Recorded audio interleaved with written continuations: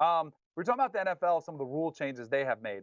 There was a rule that's being implemented in the G League where they're going to experiment. Now, I saw a lot of people saying, "Oh, I did this in youth basketball." I never experienced this, but they're going to experimenting with shooting one free throw that's going to be worth either 1, 2, or 3 points, depending on the foul, and then revert back to 2 to 3 free throws in the final 2 minutes of the regulation and overtime. So if it's the second quarter of a game, you go up for a 3 pointer, you get fouled, you're going to go to the free throw line and you're going to shoot one free throw, and it's going to count for 3 points if it goes in. Just one.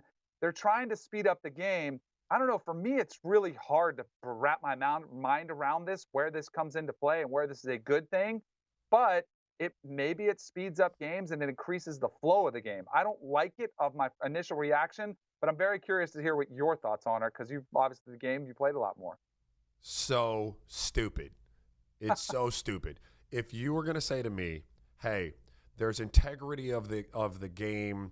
There's some integrity of the game that we're trying to protect. We don't love fouling Clint Capella late in games because he can't shoot free throws." And I don't subscribe to this either, because I think if you can't shoot free throws, that's part of the game. If you're allowed to block shots and rebound and do all the things that you're really good at, and your team can exploit those things for benefit, then another team should be able to exploit your weaknesses. So if you can't shoot free throws, it's fair game to go out and foul you and make you step to the free throw line and shoot two. But if you were going to say to me that we're trying to play around with the integrity of the game, and therefore, we're going to let Clint Capella go to the line, and he's only got to make one to get 2 points to deter a team from chopping the game up and fouling him late, maybe.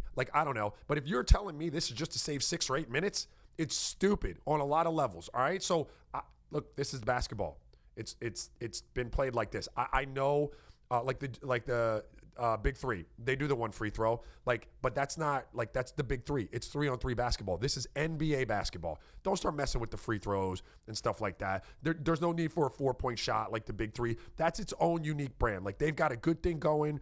We support it. My kids love it. Don't start bringing that stuff over into the NBA, man. Step up there, knock down your 2, 3, or 1 free throw, and you get points accordingly. There's no way you're shooting 1 free throw for 3 damn points. Stupid. I could not agree more on all the points. 6 or 8 minutes off a game, what good is that going to do? You think that's really going to keep a millennial around? A little bit. You got a train to catch. Unless you're leaving Barclays or the Garden and you got a train to catch, 6 or 8 minutes really isn't ruining your evening.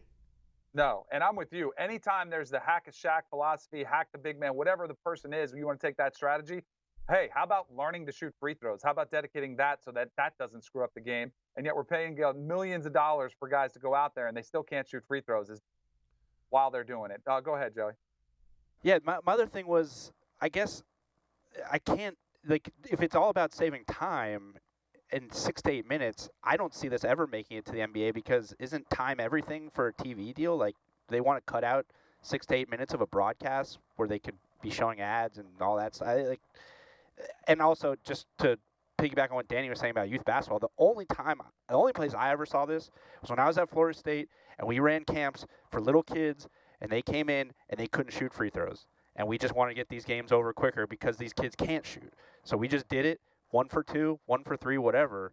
But I think it is, like Raja, you sort of alluded to it, I think it's setting it up to bail out a generation of guys who just can't shoot. Yeah, that's an interesting take. Those were the good old days, running basketball camps, getting paid to sit there and watch some kids run around playing basketball. That was cool.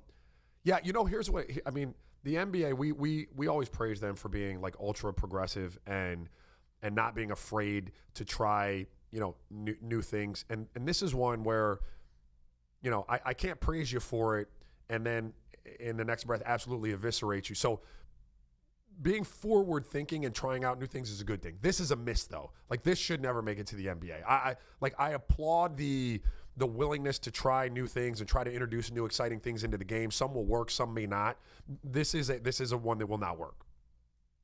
Yeah, I agree. But hey, I give them credit. At least they're trying in the G League. The NFL's out here changing replay reviews on pass interference in the regular season of games that actually matter. So credit the NBA for at least experimenting with it in a minor league situation, which is what the NFL should have done too. All right, let's take a break. When we get back, Bleacher Report released a list of all-time top 50 NBA players. and man, is it controversial. I can't wait to get Raja's take on that next right here on Kanell and Bell.